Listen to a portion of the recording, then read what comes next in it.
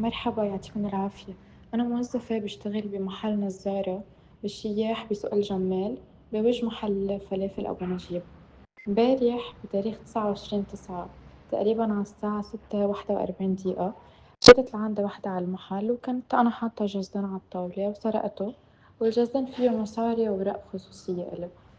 فإذا بتقدروا تنشروا الفيديو كرمال أي حدا ممكن يتعرف عليه.